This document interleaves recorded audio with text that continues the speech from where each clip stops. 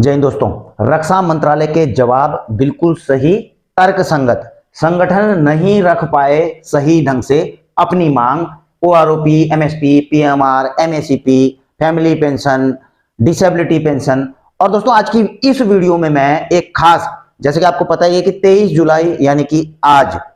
जंतर मंतर पर धरना प्रदर्शन और संसद का घेराव का जो प्रोग्राम है उस पर भी बात करूंगा, और 6 अगस्त को जो रामलीला मैदान में धरना प्रदर्शन किया जाना है भूतपूर्व सैनिकों के द्वारा, इन दोनों मुद्दों पर भी चर्चा करेंगे। दोस्तों आपको पता ही है कि 20 जुलाई को जो है DSW department, ministry of defence ने अपनी वेबसाइट पर भूतपूर्व सैनिकों के उन सवालों के जवाब दिए हैं जो कि उन्होंने इशू रेज किए थे कि पेंशन में जो विसंगतियां हैं, ओआरओपी से संबंधित, एमएसपी, डिसेबिलिटी पेंशन और इसके अलावा भी बहुत कुछ। तो उस पर मैंने एक वीडियो बनाई थी, तो उस पर एक कमेंट आता है मुझे मनोहर सामंत जी का कि जो सीरियल नंबर 9 है, रैंक वेटेज और हाईएस्ट पे पर पेंशन फिक्सेशन, तो इन्होंने बताया है कि जो 6वें पे कमीशन में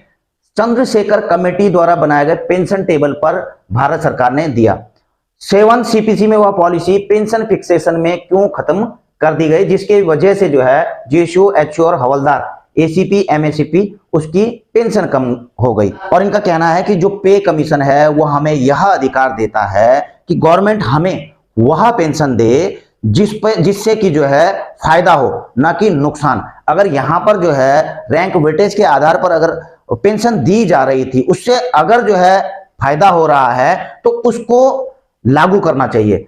तो इनका मतलब यह है कि जो बेसिक पे का 50% है या फिर जो है रैंक वेटेज के आधार पर पेंशन दी जानी है, तो इनमें से जो भी सही है, जिससे जो है फायदा होता है पेंशनर को, उसको लागू किया जाना चाहिए। और यहां पर यह भी लिखते हैं कि यदि वेटेज या फिर हाई स्टेप को लागू करने से जब जेशो जवानों की पेंशन में 3 से 5 हजार रुपए की वृद्धि हो ही जानी थी, तो ओआरओपी में जो पेंशन की विसंगतियां हैं उससे कोई औचित्य नहीं था। और जो अधिकारी हैं वो बिल्कुल सही पेंशन ले रहे हैं, क्योंकि वो ज्यादा सर्विस करते हैं, उनकी जो है सैलरी ज्यादा होती है, तो 50% वो बिल्कुल सही ले रहे हैं। और ये लिखते हैं कि जो सरकार के उत्तर हैं उनसे वो संतुष्ट हैं, क्योंकि उन्होंने जो भी जवाब दिए हैं नियमों के हिसाब से जवाब दिए हैं। और यहां पर अगर जो है कुछ कमी रही है तो संगठनों की कमी रही है। संगठन ठीक ढंग से अपनी मांगों को सरकार तक पहुंचाने में असफल रहे हैं। तो दोस्तों इस चर्चा को आगे बढ़ाते हैं। देखिए जो ओआरओपी की विसंगतियां हैं, आजकल चल रहा है, आपको पता ही है कि ओआरओपी की विसंगतियां इतनी ज्यादा ओआरओपी की विसंगतियां नहीं है। मैं भी आपको जो मेरा पर्सनल एक्सपीरियंस है वो मैं आपको बता देता हूं, ठीक है। ओआरओपी में अगर विसंगतियां हैं तो एक्स ग्रुप को लेकर के हैं, जिनको जो है 2016 से पहले और बाद वालों को जो है अलग अलग टेबल में रखा गया है। दूसरा, प्री मैच्योर रिटायरी जो 1 जुलाई 2014 के बाद पेंशन आए हैं, तो उनको ओआरओपी के दायरे से बाहर किया गया है। हालांकि दोस्तों इसको जो है पॉलिसी मैटर बताया गया है, लेकिन यहां पर भेदभाव तो हुआ है। जब पहले वालों को दिया जा रहा है तो वो बाद वालों को भी मिलना चाहिए, क्योंकि उन्होंने भी जो है अपनी जो क्वालिफाइंग सर्विस है, जो पेंशनेबल सर्विस है, 15 साल उन्होंने जिसने भी की है, तो उनको जो है ओआरओपी का लाभ दिया ही जाना चाहिए। अगली चीज आती है, जैसे कि आपको पता है कि ओआरओपी 2 में जो है जेसीओ की पेंशन, कई जेसीओ की पेंशन, खासकर जो 2016 से पहले के रिटायरी हैं, जेसीओ, एचओ, तो उनकी पेंशन रिवीजन नहीं हो पाया, वो बढ़ नहीं पाया। तो आप अगर सोच रहे हैं कि ओआरओपी में अगर विसंगतियां दूर भी की जाएंगी कुछ, तो इनकी जो पेंशन है वो बढ़ जाएगी, तो दोस्तों जहां तक मैं समझता हूं ऐसा कुछ भी नहीं होने वाला है। जेसीओ और एचओ जो 2016 से पहले के हैं, उनकी पेंशन में कोई भी वृद्धि नहीं होने वाली है। क्यों नहीं होने वाली, आपको पता ही होना चाहिए कि जो 2016 के बाद रिटायरी हैं वो ऑलरेडी इनसे कम पेंशन ले रहे हैं, और जो ओआरओपी का फॉर्मूला है वो तो यही कहता है कि एवरेज पेंशन दी जाएगी, और वो भी 2018 को बेस ईयर मानते हुए। तो जो 2018 में पेंशन आए हैं उनसे भी ज्यादा ऑलरेडी पेंशन ले रहे हैं, तो नियम के हिसाब से आपकी पेंशन किसी भी हालत में नहीं बढ़ सकती है। अगर कोई आपको ऐसे बरगला रहा है कि आपकी पेंशन बढ़ जाएगी ओआरओपी 2 में, तो आप गलत सोच रहे हैं, बिल्कुल गलत दिशा में जा रहे हैं। देखिए जो गवर्नमेंट ने अपने जवाब दिए हैं, उनको जो ज्ञापन भेजे गए थे, तो गवर्नमेंट की तरफ से, जो मिनिस्ट्री ऑफ डिफेंस की तरफ से, डीएसडब्ल्यू की तरफ से जो जवाब दिए गए हैं, चाहे वो एमएससीपी पर हो, एमएसपी पर हो, फैमिली पेंशन पर हो, डिसेबिलिटी पेंशन पर हो, तो वहां पर जो है जो गवर्नमेंट ने, आपने 13 पॉइंट देखे होंगे, मैंने बताए भी थे, तो वो किस हिसाब से दिए हैं। उन्होंने कहीं पर कहा है कि ये जो पेंशन पॉलिसी के आधार पर आपको यह चीज दी जा रही है कि 50% है, वो तो पेंशन पॉलिसी है। पेंशन पॉलिसी तो चेंज नहीं की जा सकती, आपको बिल्कुल जो पेंशन पॉलिसी है उसी हिसाब से जो है पेंशन दी जा रही है। इसको कैसे बदलेंगे? अगर सेंट्रल पे कमीशन में वो पेंशन पॉलिसी के आधार पर चल रहा है तो वो तो सारा सबका ही बदलना पड़ेगा, केवल आर्म्ड फोर्सेज का अलग से अभी तो नहीं बदला जा सकता बीच में। हाँ, आगे पे कमीशन आते हैं तो वो बात अलग है कि उसमें इन चीजों का ध्यान रखा जाए, वो बात अलग है, ठीक है। इसके अलावा जो उसमें जवाब दिए गए हैं कि जो रूल नियम है पेंशन के, उन चीजों का हवाला दिया गया है। जो है पे कमीशन ने जो है अपनी रेकमेंडेशन दी है, जितने भी जवाब थे, तो पे कमीशन के रेकमेंडेशन के हिसाब से जो है आपको पेंशन दी जा रही है। अगला आपको जैसे पीएमआर का मामला था, वहां पर बताया गया कि कोर्ट ने जो है इस चीज को सही ठहराया है। हालांकि इसमें भी जो है कुछ मैटर्स हैं, जैसे कि आपको पता है कि कुछ जो है इस पर कॉरिजेंडम बाद में जो है, जैसे कि नवंबर 15 में तो जो है इसका जो है नोटिफिकेशन निकला था, उसके बाद जो है 2017 में जो है जो आर्मी रूल थे उसमें कॉरिजेंडम आया था। तो कुछ ना कुछ इसमें लीकेज तो है, लेकिन आप अगर कोर्ट का यहां पर जो है हवाला दिया जा रहा है कि सुप्रीम कोर्ट ने इसे कहा है, तो इसको जो है लड़ना पड़ेगा, इसको तो कोर्ट के जरिए ही लड़ा जाएगा। अगर आप ऐसे समझते हैं कि ये सारी चीजें ऐसे ही हो जाएंगी, तो नहीं होने वाली। कुछ मुद्दे जो है कोर्ट में जाकर भी लड़े जाएंगे। हालांकि मैं ऐसा नहीं कह रहा हूं कि जो भूतपूर्व सैनिकों के द्वारा धरना प्रदर्शन किए जा रहे हैं या सारी चीज की जा रही है, इनका असर नहीं, हर चीज का असर है, अपनी अपनी जगह पर असर है। अब देखिए दोस्तों, चर्चा करते हैं 23 जुलाई यानी कि आज के धरना प्रदर्शन की, और 6 अगस्त को जो रामलीला मैदान में धरना प्रदर्शन किया जाना है उस पर। क्योंकि कई भूतपूर्व सैनिक जो हैं कंफ्यूज में रहते हैं कि ऐसा क्यों हो रहा है, वो कई बार पूछते भी रहते हैं या इस पर चर्चा भी करते रहते हैं कि एक संगठन अलग चल रहा है, एक संगठन अलग चल रहा है। तो चलो इस पर थोड़ा आगे बात करते हैं। जो 23 जुलाई यानी कि आज जो है धरना प्रदर्शन किया जा रहा है, वो जंतर मंतर से लेकर के जो है यहाँ पर संसद के घेराव की बात की जा रही है। ये सारी जो है शाम तक जो है इस पर अपडेट आपको मिल जाएगी। अब इस जो 23 जुलाई का समय इन्होंने क्यों चुना था, इस चीज को हो सकता है कि अभी पार्लियामेंट सेशन चल रहा हो तो सरकार पर दबाव बनाने के लिए संसद का घेराव किया जा रहा है भूतपूर्व सैनिकों के द्वारा, ताकि जो है भूतपूर्व सैनिकों की जो आवाज है, जो उनकी मांगे हैं, सरकार तक पहुंच सके। अब देखिए इसमें एक और चीज है कि एक जो है जो भूतपूर्व सैनिक संगठन है FVA, federation of veterans association, तो इसमें काफी भूतपूर्व सैनिक संगठन जुड़े हुए हैं, देश के कई भूतपूर्व सैनिक हैं। तो ये मिल करके जो है वहां पर इस रैली धरना प्रदर्शन को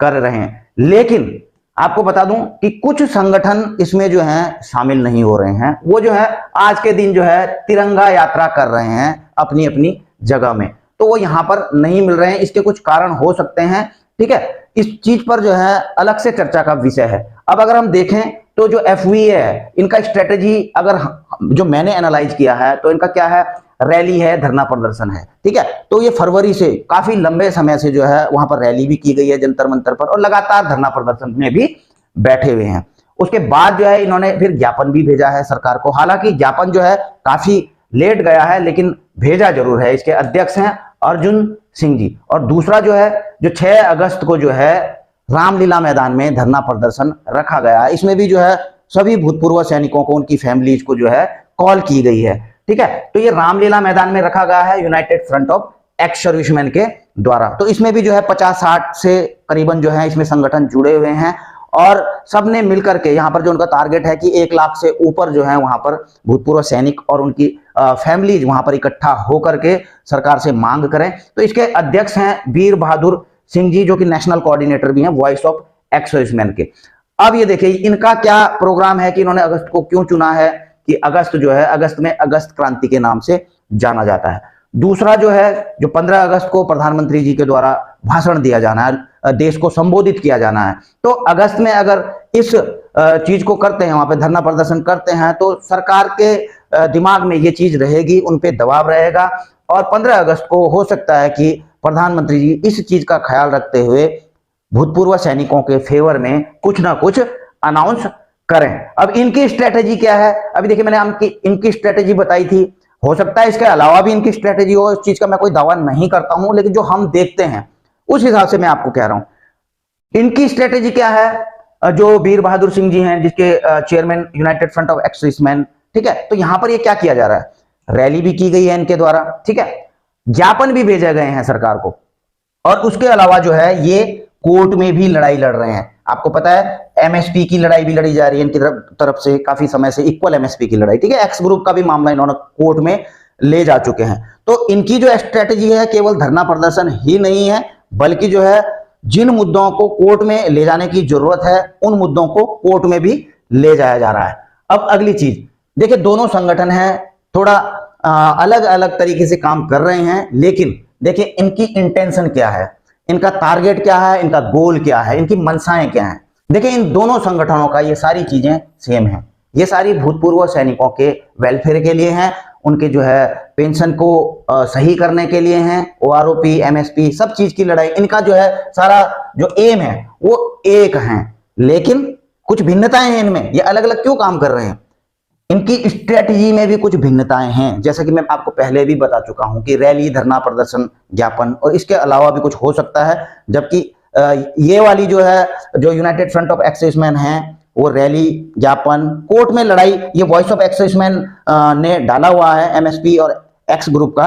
अब क्योंकि वॉइस ऑफ एक्स सर्विसमैन के जो कोऑर्डिनेटर हैं वीर बहादुर सिंह जी, वो ही जो है इसके अध्यक्ष हैं, तो इसलिए जो है उसको जो है हम इनकी स्ट्रेटेजी में ही गिन रहा हूं मैं, ठीक है। तो इनकी स्ट्रेटेजी में भी कुछ भिन्नताएं हैं, ठीक है। और अगली चीज दोस्तों, जहां तक मुझे लगता है, भैया ये सच्चाई है, किसी को अच्छा लगे ना लगे, आप बोलोगे कि यार आप ऐसी बात क्यों कर रहे हो, लेकिन यह बिल्कुल सच्चाई है कि इन दोनों संगठनों में, बड़े बड़े संगठन हैं, काफी जो क्षेत्रीय भूतपूर्व सैनिक संगठन इनके साथ में जुड़े हुए हैं, लेकिन इनमें जो है कुछ ना कुछ वैचारिक भिन्नताएं तो हैं, इसीलिए जो है अलग अलग चल रहे हैं। ये एक दूसरे के खिलाफ नहीं बोलते, मैं ऐसा नहीं कह रहा हूं कि एक दूसरे के खिलाफ बोलते हैं, ये एक दूसरे के खिलाफ नहीं बोलते हैं, इनका बिल्कुल इंटेंशन भी बिल्कुल सही है, एक ही है, गोल एक है, लेकिन अलग अलग स्ट्रेटेजी पे काम करते हैं, अलग अलग समय पर काम करते हैं, एक साथ जो है ये मिलकर के नहीं आ रहे हैं, और यही सच्चाई है, आपको अच्छा लगे या ना लगे, लेकिन मैंने आपको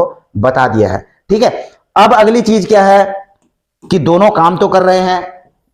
23 जुलाई आज जो है धरना प्रदर्शन भी होना है, तो गवर्नमेंट को ये सारी चीजें क्यों की जा रही हैं, धरना प्रदर्शन या फिर रैली। एक तो सबसे पहली बात है स्ट्रेंथ, जो भूतपूर्व सैनिकों की जो संख्या बल है वो दिखाना, तो संख्या बल 23 जुलाई को भी दिखाई जाएगी और 6 अगस्त को भी दिखाई जाएगी, तो संख्या बल गवर्नमेंट को दोनों उसमें दिखेगी, ठीक है। अगला जो है बातचीत, हो सकता है गवर्नमेंट जो है इनको जो है दोनों संगठन के जो भी प्रतिनिधि हैं उनको बुलाए बातचीत के लिए, तो बातचीत भी बिल्कुल सही है, होना चाहिए। अगली चीज जो है मुद्दे, केवल बातचीत होगी, लेकिन बात यह है कि जो भी वहां पर जाते हैं प्रतिनिधि, तो उनको जो है केवल भावनाएं लेकर नहीं जाना वहां पर, कि भावनाएं लेकर भूतपूर्व सैनिकों की चले गए हैं, तो जवाब तो फिर वही है, आपको पता ही है, जो कि पेंशन के पॉलिसी के अनुसार हैं, या फिर जो गवर्नमेंट के जो कोर्ट के ऑर्डर हैं, वो सारी चीजें वहां पर हैं।